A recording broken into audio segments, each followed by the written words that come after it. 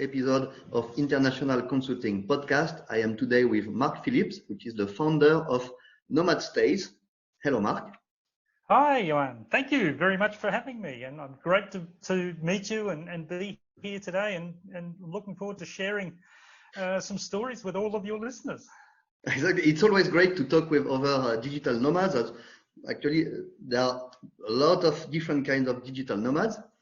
And you are not only a digital nomad for a few years, you are also an entrepreneur, and you created a project related to digital nomadism and that solves one of the main problems of the digital nomads, which is midterm accommodation, right? Correct. You're exactly right.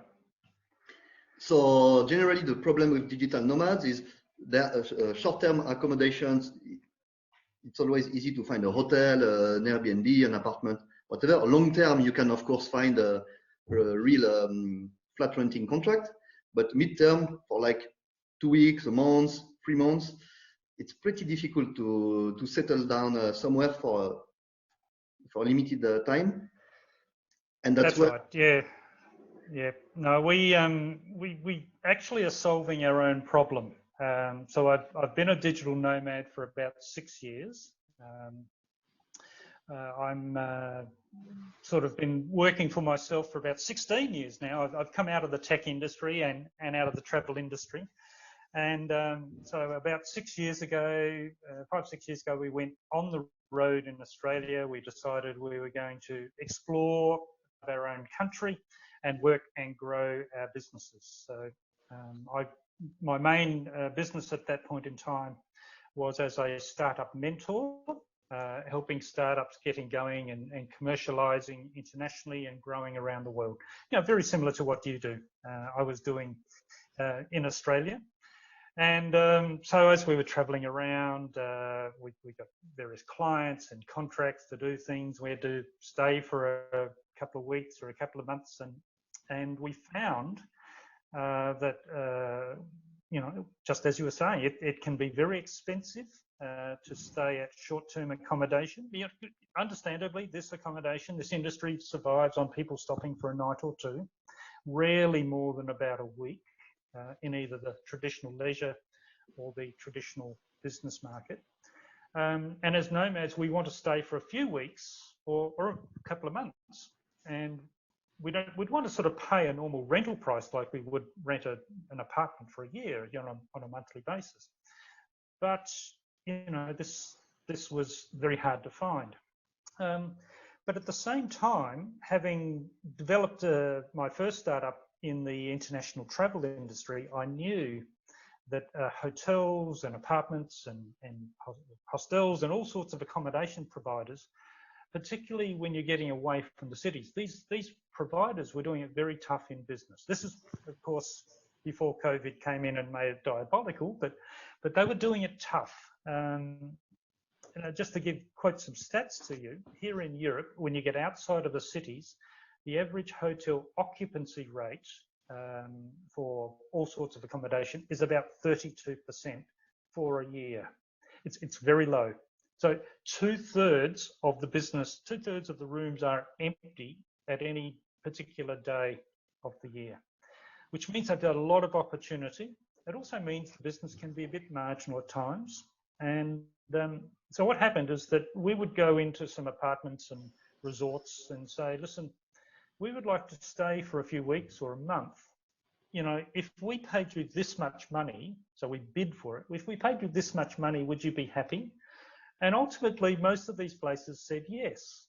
And they said, we've never thought about this. We don't publicly make this available, but it's actually helping. And so we managed to help the business of a couple of these hotels and resorts around the world, just with us as the example. Now, of course, we got a cheaper rate, and these properties got more money than what they were normally getting.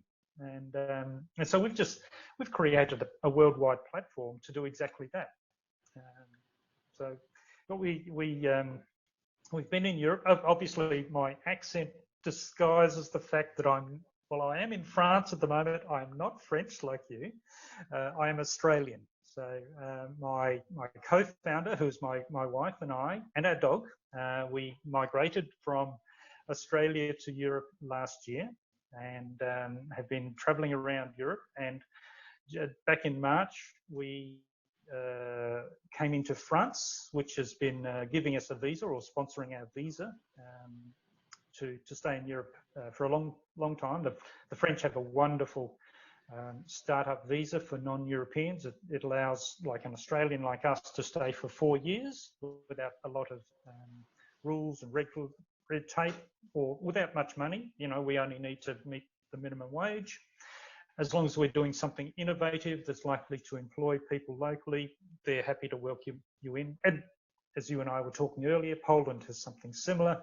Spain has got a good one. Portugal's got a good one. In fact, there's a number of countries that have got these really nice visa arrangements. So we came in to Europe. We travelled around. We lived in Spain and Bulgaria and Germany, and came to France to join an incubator program on the incubator that had sponsored us.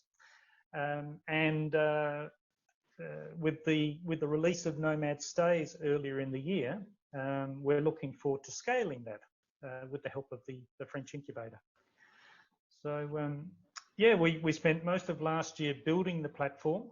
We built it from scratch because some of the peculiarities that we need in our booking system are not widely used in platforms. So a lot of the platforms are either designed for that traditional leisure or business market for a night or two, or they're designed for a year or two when you're looking at apartment rental, house rental sort of platform. In between, that medium size, these platforms didn't exist, so we built our own. I'm not a developer, I'm a business guy, but I have worked a long time in the tech industry. So a lot of that has rubbed off, and I knew who to talk to, and I knew, you know, after selling and managing projects, perhaps it is time I learned to do a bit of coding. So I taught myself to code, and with the help of some freelancer developers, we released our platform back in February this year. Actually in January, we launched the platform, took our first customers and first bookings in February. And then that wonderful little thing called COVID hit. Yeah, that's another story. The travel industry went into extreme hibernation and a lot of pain. Luckily for us, we are bootstrapped. We have other businesses that give us money to live, so we've been able to continue. In fact, we've been expanding. We now have a team of 9 people engaged in Nomad Stays, and you know, and we haven't really done any marketing because it's not been a great time to market. We're just getting to do that. So yes, we are a completely outsourced remote management company. We've got people working for us all around the world: United States, Russia, Serbia, India, Philippines, Germany, France. All around the place, we've got different people working with us as we continue to grow our tech and to grow our user base, and all designed to help nomads find a great place to just move into and be able to work straight away without costing a fortune. Yeah, so actually using your platform, it is possible to find living and working areas with monthly rates or... That's right. So we take a minimum booking of 1 week, but 1 month is quite the normal sort of arrangement. So for instance, right now you can get 1 month in the Balkans, in like Montenegro on the beach, or in Bulgaria in the mountains. You can get that for under 300 euros a month. So keeping the cost down has been one of our real focuses, because of course anybody can spend 2,000 euros in an apartment and stay in Warsaw or anywhere else. But you know, a lot of us digital nomads, we're building businesses, we're just starting our freelancer journey. You know, we don't have really big salaries yet. I say yet because we all aspire to be well paid and great, but you know, right now, you know, we're all living on you know, eating really, but you know, we're trying to keep our budgets down. So Nomad Stays concentrates on affordable properties, and we just don't take any property. We take applications and we assess them. We obviously make sure that every one of our properties has business grade internet so that you can work. That varies around the world, but we publicise the speed so that people can tell that, you know, if they're doing video production and they really need 20-30 megabit upload speed to get their videos off to, you know, the next Lord of the Rings movie or something like that, then that we can find them places to do that. But if they're just having a old phone conversation with their customers or suppliers around the world, then 5 or 6 megabyte upload speed gets through that okay. So we publicise those speeds. In fact, we get them assessed independently, so that we don't take the property owner's words or the telecom provider's words. We test it with an independent app on site, so that you get a real world experience. And unfortunately, if you don't have internet at your property, we can't handle you. Although we've seen some beautiful applications. Oh, some fantastic farm stays around the world. I was looking at one the other day in the Azores, off of Portugal. They're in the middle of Atlantic. You know, beautiful green grass to the top of a cliff. This magnificent view of islands everywhere, but no internet. So I had to say, I'm sorry, you can't join our platform. But actually, you mentioned before you are mainly focusing on places that are out of the big cities. Yes, we are. These places that are empty 2/3 of the year.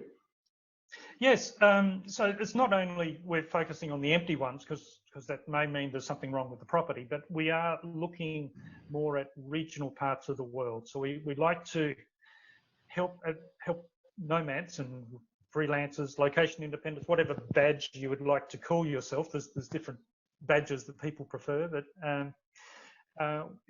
fundamentally, a lot of our market are explorers. You know, they want to explore the world, like you were explaining to me a little while ago. You'd like to go exploring the world and discover new things, and that often isn't found in a city. Often it's found somewhere else. So we are purposely highlighting some of the really nice places in the world, particularly places that people haven't heard of before, where they're likely to get really good engagement with the local community, discover some amazing sites that are not crowded with lots of tourists and things like that. But also, you know, a lot of fresh air, a lot of exercise. A lot of nomads are really into snowboarding, parasailing and mountain biking, and a lot of fresh air and mountains and forests and things like that. Long walks along the beach. All of those things that make the combination of work and travel really quite enjoyable. Exactly. Actually, being a digital nomad is not being on holiday and enjoying a nice hotel, but it is more living a normal life at different places. So actually, a digital nomad would need to pay a standard rent, but not a hotel rate for a long period of time. So that's where actually your website might help. Yes, exactly right. So you might pay, you know, to give you an example, we are currently living in a gîte. As a Frenchman, you understand that a gîte is a farm stay in the countryside. This 100-year-old farm on 22 hectares of land. There are 7 rooms in this old farmhouse. It's no longer operated as a farm. It is operated as a B&B, and we have rented one of those rooms, and they have 5 other rooms that they rent out for short-term people, and 2 rooms for longer-term people. So yeah, we're living in the middle of a forest. We're about 2 kilometres walk through the forest to the Rhone River. We have fresh air, half an hour drive to the city, 15 minutes to the markets on a Saturday morning. It's a nice quality of life for, shall we say, about 800 euros a month, you know, which is a sort of a typical Western European price that you'd find on our site. And actually, is it possible using your platform Nomad Stays to find, for example, extended hotel stays with kitchenettes? Absolutely, yes. So our rules for this sort of thing is that most people will expect, when they're going to stay for a month, they're going to expect a self-contained facilities like ovens and stoves and somewhere you can cook your food. And, obviously washing machines and lines and things need to be nearby, maybe not in every room. So there is a range of hotels which we call apart hotels or apartment hotels, which have, one, the rooms are larger, but they also have more self-contained facilities to allow you to entertain and cook your own meals. So probably the only exception to that are places like Southeast Asia and some of these towns where there is a lot of street food, a lot of restaurants nearby, which are very inexpensive. Not all of those properties have got self-contained facilities because it's actually cheaper to eat in the town than it is to buy the food and cook it up yourself. But by and large, they all have self-contained facilities. Plus, they have somewhere to work. So you're not always sitting in the bedroom working away. That's not much of a life. So a larger apartment is likely to have a common room where you'll have a desk and table, an outdoor room, or actually we locate a lot of our properties, we find properties very close to co-working spaces so that you can go and visit the co-working space, meet other people, get involved in community events, and you know, for the singles, you know, it's a chance to go out and date, for a bit of fun and restaurants and knowing what's not written down in the tourist guides. This is where the locals come in, and also good deals that often are found at the co-working centres. So actually using the places that you have selected, which are of different kind, right?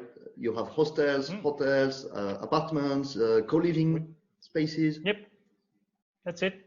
We've got some boats coming on board, so you can live on a boat. We've got campsites coming on board, so you can live in a tent. So some of these more seasonal areas, you know, it's actually not unheard of to live in a tent for many months. In fact, when we went travelling around Australia, we put a tent on the top of our car. So we lived in a tent literally for 4 years, very comfortably. The weather in Australia, or in the northern part of Australia where we generally were, was a bit warmer than Europe. So even winter in Australia is still camping weather if you choose the right location. And so having properties where you can rent out, we're not limited in the range of properties as long as the facilities are there. We've just looked at this idea the other day. There's a series of old aeroplanes that have been turned into B&Bs around the world. I can't wait to go and stay in an aeroplane overnight. Both my co-founder and I, we're both pilots, so that to us is like really exciting stuff, to sleep in an aeroplane when it's not going anywhere. So yeah, a whole variety of places. You're exactly right. Yeah. And so using your platform, it is possible to find rates starting for a week. That's correct. And up to, is there a limit, an upper limit? You mentioned the lower limit, it's a week minimum. Is there a maximum? No, there is no maximum, no theoretical maximum in our system. But what you'll find is that in some places there will be visa issues which kick in. So, you know, if I went back to Poland again, I love Poland, by the way, where you are today. If I go back to Poland as an Australian, I would be permitted to only stay there for 3 months. So a 3-month stay would generally be the maximum length of time. And again, most of our clients are travellers. So they will generally stay between 1 and 3 months in a country. Some of them will stay in one place in that country for that time. Others will choose a location every month or every couple of weeks. And then after that, they'll move on to somewhere else because they want to explore the world. They want to see what else is out there, different seasons, different people, different historical sites, different sporting events. Who knows? You know, we talked before about being a pilot. Well, apart from flying light aircraft, we also fly hot air balloons. I know the hot air ballooning fraternity around the world is wonderful because you can go and hang out in ballooning locations and stay reasonably inexpensively, get up early in the morning, go flying through the Austrian Alps or something like that and land in another country. And it's all very exciting for the balloonists and aviators, for instance. But you'll find different communities and different sports drive a lot of the events the digital nomads like to do. Again, they're balancing their lifestyle with their business. So they do need to work, and I don't know, most digital nomads seem to work long hours, particularly these days. A lot of new freelancers now on the marketplace. They've lost their jobs over the last 6 months. They're trying to build up their new business, and of course that means they're working longer hours than what they might have before. Entrepreneurs are in the same boat. There's never enough time. But when they let their hair down and explore, they like to share it with other kind souls and locals and go exploring. So it's the balance that gives us this wonderful quality of life. And there is also all this new coming audience to the world of digital nomadism. The people that are now, since a few months, allowed to work remotely and that might consider changing a bit their life and become digital nomads. Indeed, they are. In fact, we're seeing a lot of what we call a corporate refugee. That's a nice name. To some extent, I was like that. My last employer was Microsoft, which I left 16 years ago. So I left Microsoft, started doing my own things, was flying around the place consulting. And then a lot of my Microsoft colleagues, as they started moving into the managerial ranks as well, they realized that they didn't need to go into the office. So Microsoft as an employer has been allowing remote workers for at least 15 years. And they've been hiring permanent spots in co-working centres around the world where they've got offices to allow their staff to work from home, to fly to the country they need to have meetings in, work from a co-working centre. Maybe they go see a customer or a government or something like this. And at no stage do they actually go into their office. So that style of remote work has now become normal with a lot of American companies, a lot of British companies. Here in France, less so, but it's certainly the smaller companies have adopted it faster than larger companies. We've been noticing. I was talking to a startup the other day in Paris. He said at the start of COVID, all 6 of us were in Paris. Now I'm the only one left. We've all gone remote and everybody's gone traveling. So actually a lot of people are joining the lifestyle. Maybe it is a good lifestyle. For sure, but maybe a lot of these newcomers do not know how to find weekly or monthly accommodations. No, so I guess let me tell you what we do, and I'll compare it to what the normal way is right now. So when you book with us, you can make an instant booking. You can find a property, you can find a room, check your dates and book it and pay a booking fee straight away. And that locks you in with a deal because we've negotiated these great deals for different times of the year. So you've got that literally in a few minutes. So you can feel comfortable that you're going into a place and not going to spend a fortune. Your place is already lined up, so you can relax and get back to work. Now compare that to the traditional way today, is that people say, all right, I'm now going to go in another part of the world. I bet to jump on the internet, look around, okay.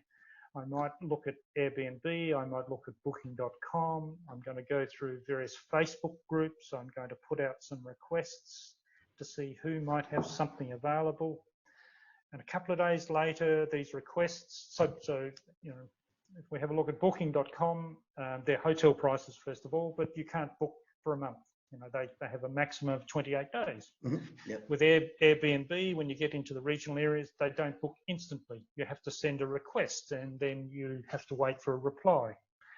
Now, because you're going to have a couple of these running at any point in time so that you can find out, one, make sure you get somewhere to stay, it's not too expensive, and you can sort of pick and choose. So typically it takes a number of days to find somewhere to stay when you're going to a new country. Once you're there, you hopefully have found something really nice, but if you want to change, you have to repeat the process again, or start walking the streets, knocking on doors, asking people, are there any apartments for rent? We've done that. We know what it's like, and it can be fun, but oh God, we want to save time. We've got businesses to build. It's not we don't need to spend a couple of days finding somewhere to stay for a month. You know, it's really just needs to be quick and easy. So we built that into Nomad Stays. It's there to be quick. It's there to be easy. It's there to be affordable and ready to work in straight away. And the advantage of having co-working communities and other digital nomads nearby. And so we've launched it on the world. So it's still early days. We are in 37 countries today. We've got about 1,000 rooms spread around about 110, 120 properties. And, you know, that's continuing to grow every day. Some days we're adding 5 new properties a day. So, you know, we're lucky that we're at the right place at the right time. COVID has certainly created a much bigger market. We're getting a lot more sign up. In fact, our membership has grown 400% during COVID when people couldn't travel, but they still wanted to travel. So they were getting ready to travel. So we've been very pleased how it's been going for the last few months. Actually, one thing I like very much on your website is that it is a curated choice of accommodations. Like, I know that especially when you move a lot, you go to a new place you don't know. First, you have to check like what is the local standard cost to know if it is what you're looking at is expensive or not, and you can spend hours or days finding a place for just a few nights. And yep. On your website, actually, there's a few, or even sometimes just one good deal at one place. And that's exactly it. Yep. No, we are always looking out for the deals. We're inviting our properties to come up with deals. So I'll give you an example. Montenegro was one of those ones. Now, beautiful place, mountains, history goes right down onto the water. It's a lovely warm place during the summer. Typically, you know, these apartments, they sell out quite quickly because they're cheap summer places, beach places by European standards. When I say cheap, we're talking 1,500 to 2,000 euros for a month. And that's what our prices were at the start of summer around Montenegro. You know, compare that to the 3,000 to 4,000 you might pay on Mallorca or something. But, you know, so Montenegro is really good. And then the country got hit with COVID warnings by the other countries. So what happened is that anybody that was in Montenegro that wanted to go back to, say, Germany, were going to have to self-isolate. And of course, the people that only wanted a week's holiday, the traditional vacation owner, who's typically going to pay many, many hundreds of euros, well, they all disappeared. And so the properties in Montenegro, they put their prices right down, you know, as low as 250, 300 euros for the month. They dropped the price so much, and they said, we could see our nomads, for instance. The nomads didn't mind because they were going to spend a number of weeks, if not a month or two. And then who knows what the restrictions were going to be in a month's time. You know, perhaps the warnings would lift by then, or as we have since found out, they moved from being a total ban and quarantine to being a test-based permit to crossing over into the borders. And so other countries opened them up, and so, you know, you could travel to other countries. But of course, being a nomad, you had time to wait out for those changes and then take advantage of the very cheap prices at the same time. So yeah, we try and keep it affordable. We know it's about stretching the budget. We know it's about exploring more of the world. And, you know, there's plenty of ways to find lovely, expensive resorts and places around the world, but we're finding something that's a lifestyle balance. So they're not all dark and dingy. They're actually really nice. And very, very affordable as we can get, because we're telling these hotels that, you know, we've got people that are going to stay for weeks, and so each guest is individually worth more money than the traditional market. So we do a lot of those negotiations on behalf of our clients, yes.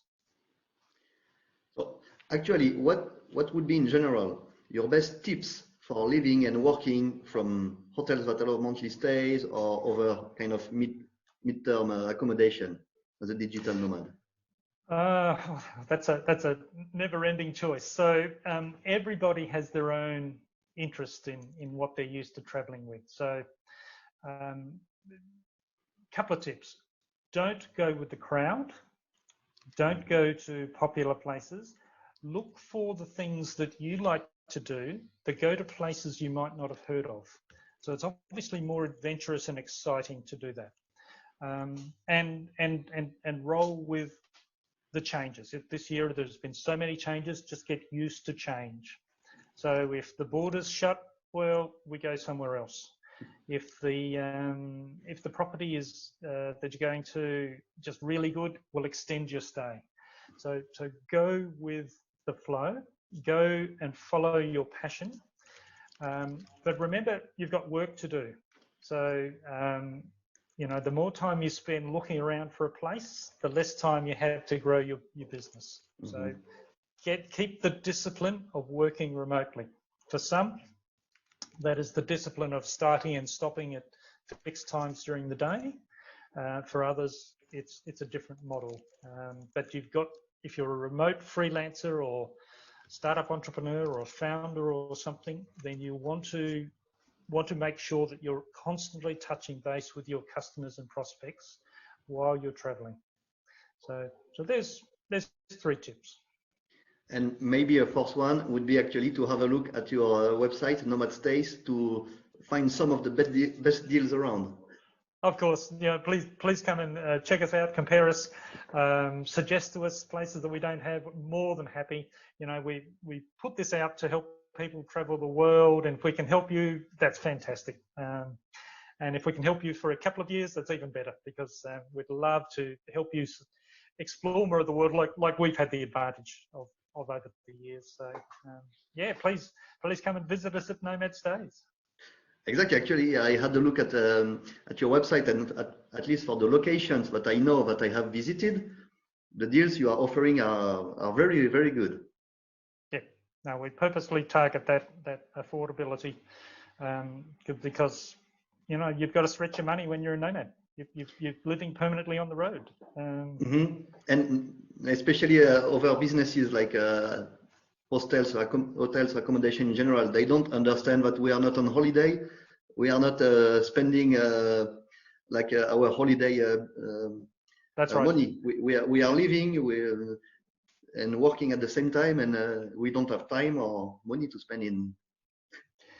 So that brings up a really key point. We are looking for the more innovative properties around the world, the people that have recognized that there are new markets coming through. They've recognized that nomads soon become friends because they're there for longer. They're not just there as a transactional person for a night or two. This is a guest that you're going to sit down, share a glass of wine with, talk about different countries, experiences. They become friends. And hoteliers, all of our hosts, they love meeting new people. That's why they're in this industry. And so you're going to meet some really nice people as you travel around and stay longer with our hosts at Nomad Stays. That sounds amazing, and for sure much more interesting than just being alone in a place you have rented, whether it is a hotel room or a short-term flat. But those properties have a market out there. It's not our market. You know, it's the business market. You know, business people want to be close to their business meetings. They often have company expenses. They don't need to scrimp on the money anywhere near as much. Convenience is very important. And when they get to the hotel after a long day working, they'll literally, you know, crash and just don't see anything else. Whereas when you're a lifestyle traveler, you know, you're living in these places, you are entertaining, you're inviting people to share a meal with you. You're looking for barbecues so that you could cook something in the open air. you're looking to host a, coffee or tea, whatever, it's your life. So it's a different property than a traditional business hotel, and it's a different market than a traditional leisure hotel. That's for sure. Exactly. So actually, at the moment, there is no word to qualify this kind of accommodation, but it is clearly a trend that is emerging, and which your website, Nomad Stays, is answering. That's right. We estimated there was something like 3 million digital nomads around the world before COVID, and it's at least 10 times that now. It is a new sector. It's a small sector by traditional industry standards, but it's growing really quickly, and everybody's trying to change their product, get their head around what does it really mean. Well, all the big hotels, from the Hilton groups, the Hyatt groups, they started opening up co-working centres in the middle of Hyatt in New York City, in this last 6 months. Who would have thought of that a couple of years ago? And the bigger properties are looking as well to innovate their products so they can attract longer staying people. It's a lot of trial and experimentation by the traditional industry at the moment, because they can all see that there is literally millions of these people, and they're not going back to the office anytime soon, but there's millions of people that are going to be able to work from anywhere, not just work from home. And there's a section of them that are going to work from everywhere, where they just go and travel and explore the world. How much fun is it to explore the world, Johan? It's amazing, and the more people that are actually joining our lifestyle, the more opportunities we'll have to see businesses like yours that are answering these new demands. Exactly, and more opportunity to have these sort of conversations with other business people, to swap ideas, to learn new techniques, to learn about new markets, to meet new and more people. It's one of those sort of hidden facts that when you're on the road, when you're talking as a digital nomad with people, because you're going to different countries or towns every day, you're actually meeting more people than what people that live at home would normally do. Their circles are smaller and more constrained, but there's a much greater input, a lot greater number of people that you get involved with when you're traveling as a digital nomad. So it's one of the unknown but really enjoyable parts of the lifestyle.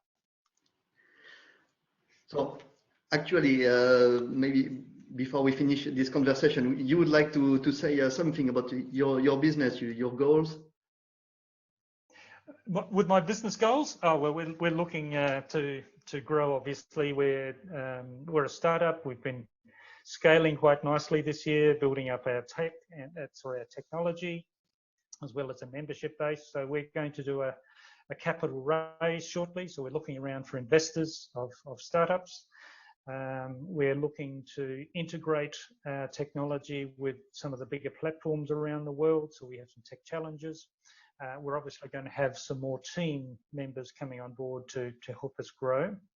And then we're looking at enhancing our product range to make sure that we can help nomads more with that information and to help them with their business. So I have another business, which is a business mentoring business as well, something I've been doing for 16 years. We'd love to bring that in to help freelancers and digital nomads get better in business using, our 25 mentors we have spread around the world. So we're looking for obviously growing and developing more product in more parts of the world. So my challenge and my request to people is come and check us out, see whether we've got something that you like. If we don't, please let us know who we need to have in here, because we're always on the lookout for great stays. And then give us a go. Book a place, just see if it saves you time and money as it has been for us. So we look forward to seeing you on the road. Exactly. Well, so what we can say actually to any digital nomad that is looking for a mid-term place to stay is to have a look at your website, nomadstays.co. We'll share, of course, the link in the description, right? Yep, that's right. Okay. nomadstays.co, co as in co-living, as in co-working. It's all about a cooperative lifestyle these days. Okay. Well, it was surely very interesting to talk with you. So Indeed, Johan. Also, great to talk with you. Thank you. It was Mark Phillips, the founder of Nomad Stays.